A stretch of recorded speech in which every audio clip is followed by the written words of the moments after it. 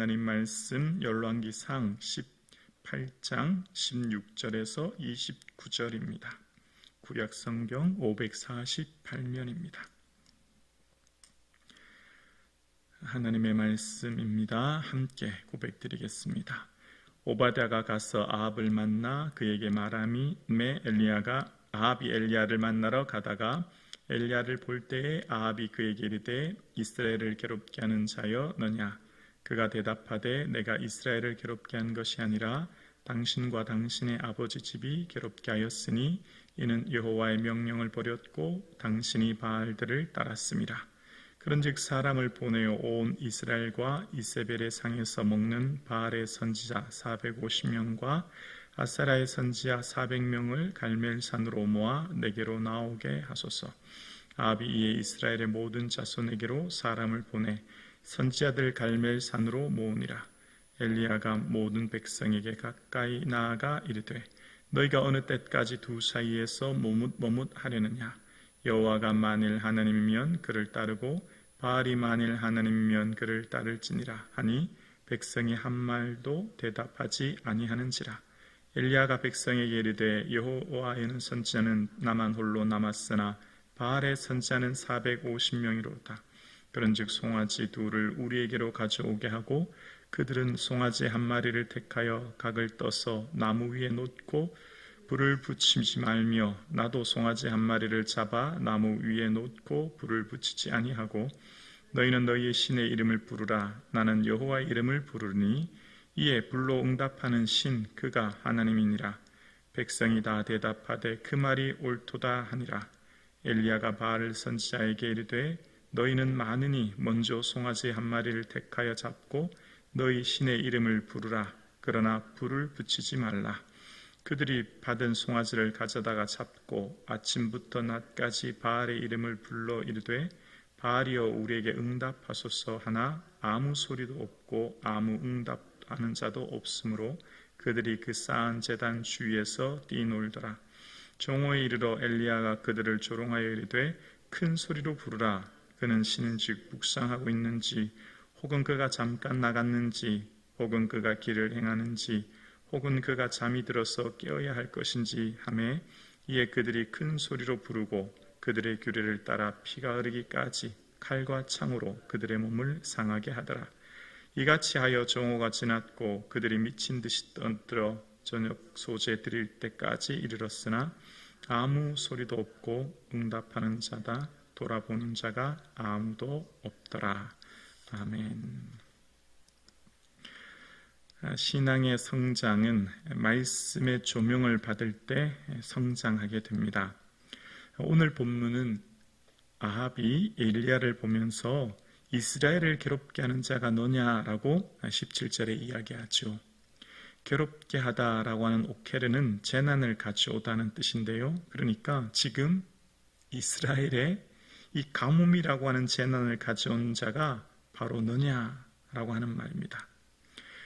지금 농경사회인 이 이스라엘에 3개월만 비가 오지 않아도 어려운데 3년이라고 하는 시간 동안 비가 오지 않아 기근으로 심각한 위기를 맞게 되었습니다. 이 모든 위기는 엘리야가 내 말이 없으면 수년 동안 비도 이슬도 있지 아니하리라 라고 하는 하나님의 말씀을 대언했기 때문인 거죠. 표면적으로 보면 엘리야가 그렇게 말한 것 때문에 비가 오지 않았습니다. 맞는 말이죠. 지금 이 위기는 하나님께서 비를 멈추셨기 때문이에요. 그런데 근본적인 원인, 지금 비가 멈춘 근본적인 이유는 엘리야 때문이 아니라 아합의 그 악함 때문이었죠. 아합이 바알과 아세라를 섬기는 우상을 섬기는 것 때문에 하나님께서 징계하고 계신 상황이죠. 그런데 아합은 엘리야를 통해서 엘리야에게 하는 말이 이스라엘, 나와 우리 민족을 고통스럽게 하고 괴롭게 하는 자는 바로 너 아니냐라고 이야기하고 있는 겁니다.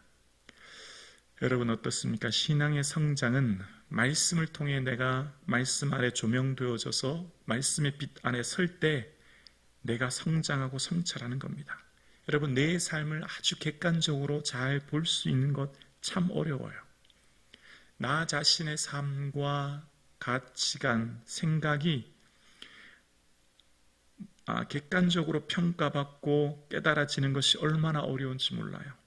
그래서 나와 내가 속한 공동체를 건강한 공동체로 만드는 것이 바로 나로부터 시작되는데요. 그것은 우리가 말씀의 조명 아래 성령의 인도하심 따라 설 때 깨닫게 되는 것이죠. 여러분, 생각해 보십시오.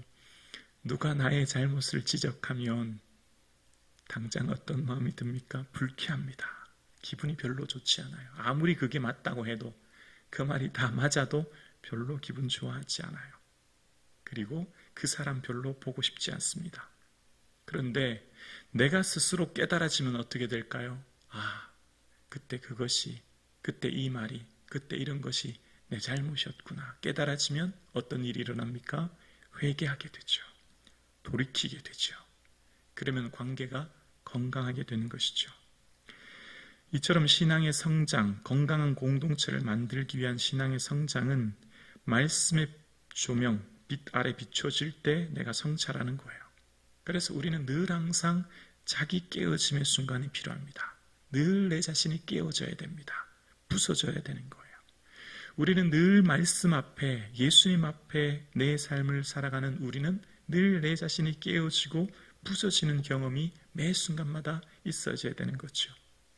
묵은 땅을 기경하듯이 늘 내 삶에 기경이 있어야 되는 겁니다. 우리의 삶이 은혜로 나아가는, 삶이 변화되고 성장하는 것은 몇 단계가 있다고 생각합니다. 첫 번째는 내가 하나님 앞에 설 때 말씀을 통해 우리는 은혜를 깨닫게 됩니다. 내가 전적인 주님의 은혜구나. 왜 은혜죠? 나는 죄인 중에 예수님을 깨닫거든요.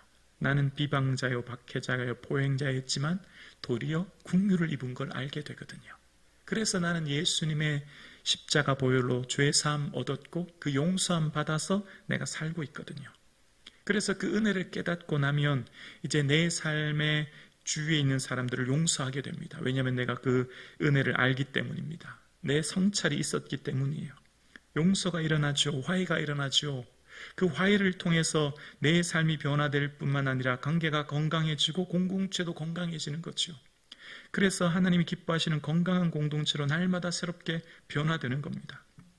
그래서 우리는 매 순간마다 말씀을 통해 내 자신이 깨어지고 내 자신의 부족함을 알아 하나님 앞에서 나를 바라보는 삶이 필요한 거예요. 이스라엘을 괴롭게 하는 자가 너냐?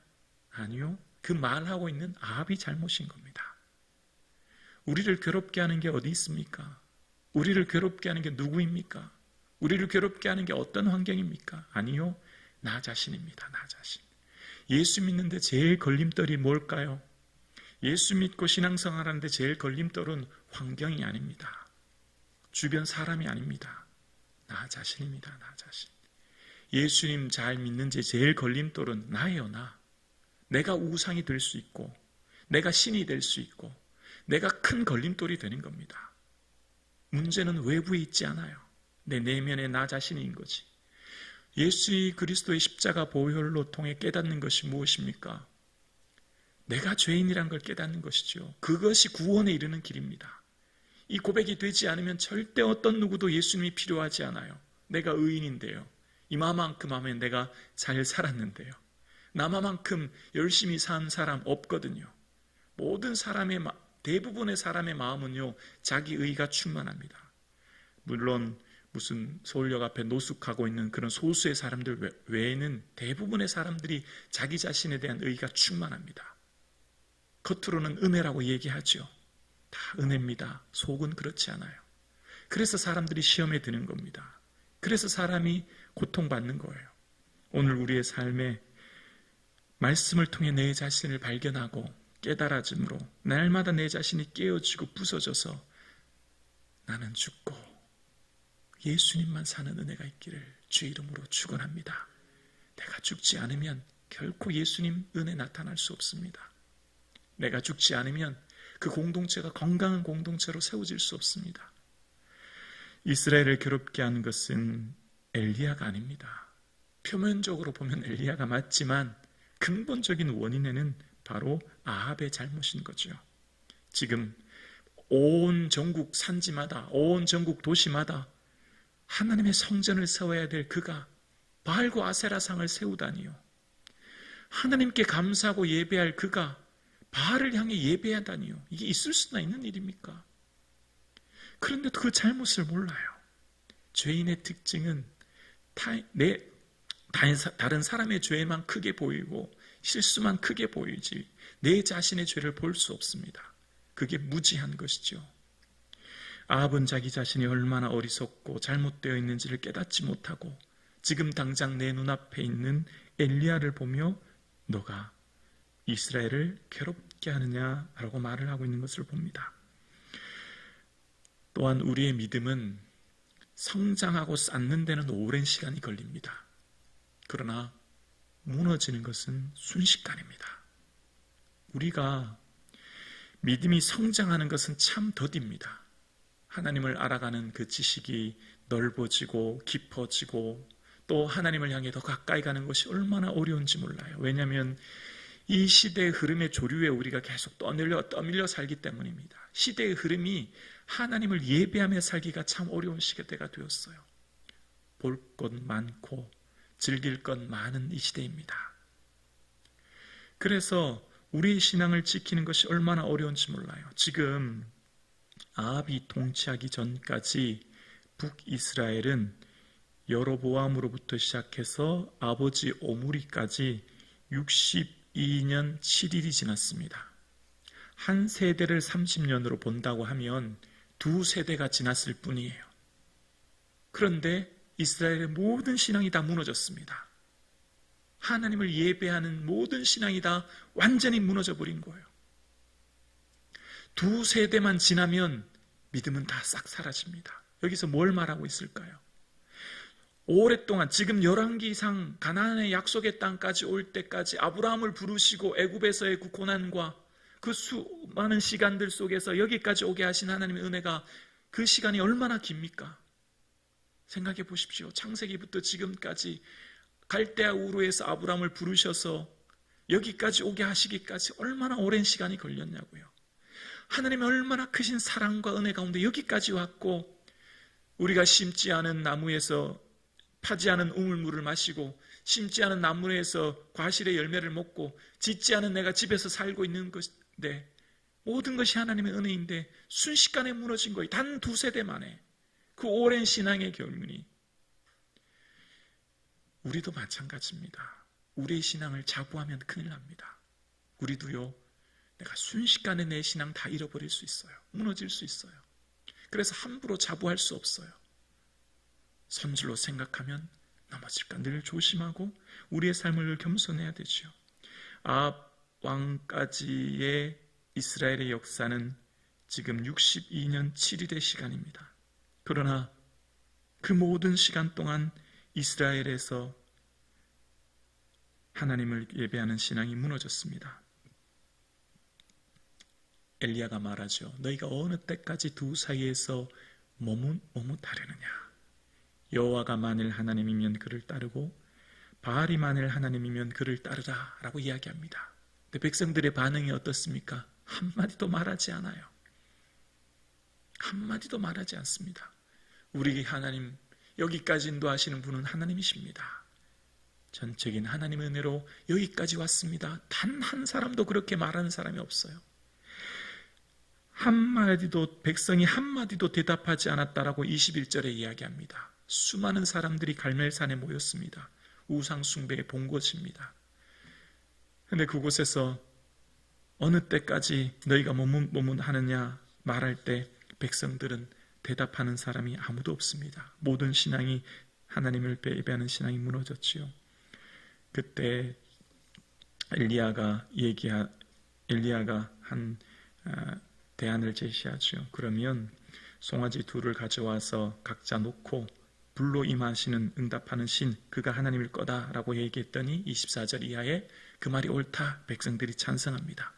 그리고 두 제단에 정말 임하시는 불로 임하는 신이 하나님인 것을 경험한다라고 서 있습니다.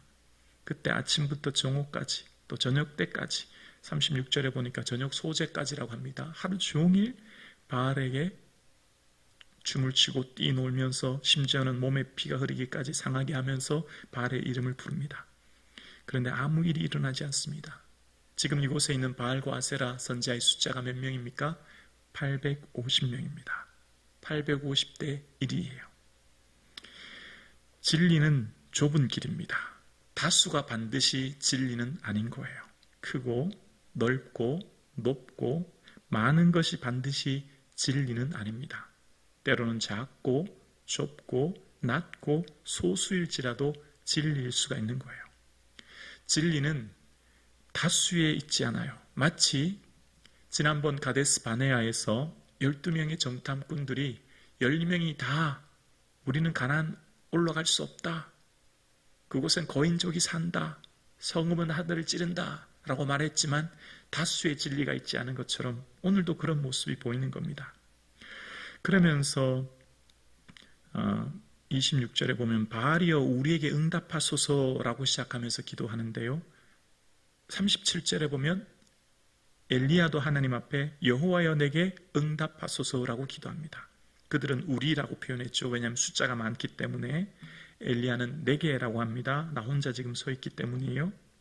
근데 그 37절에 하나님 여호와여 내게 응답하소서 그 기도하는 한마디에 하나님의 은혜와 응답이 이루어진 것을 봅니다. 여러분, 진리는 단순해요. 진리에는 형용사가 필요 없습니다. 과장하지 않아도 돼요. 예를 들면 제가 제 아내에게 여보 사랑해 하면 되는 거예요. 근데 제가 제 아내에게 여보 내가 자기를 너무너무 엄청나게 많이 진짜 사랑해 그럴 필요가 없는 거예요. 그 과식 형용사 그 과장법이 필요 없어요. 사랑해 하면 끝나는 거죠. 진리는 단순한 거예요. 무슨 바알이여 이름을 부르고 제단에서 뛰놀고 큰 소리 지르고 몸은 피로 흘리게 하고 이 시대는 또 화려한 시대가 되었습니다. 화려해야 뭔가 대단하고 화려해야 거기서 참된 진리가 있는 것 같은 이 시대를 우리는 살고 있어요. 그러나 참된 진리는 단순하죠. 여호와여 내게 응답하소서 한마디 기도하면 되는 거예요. 거기서 하나님의 응답이 있는 것이죠. 이 세상에는 화려하고 요란한 세상을 살고 있어요.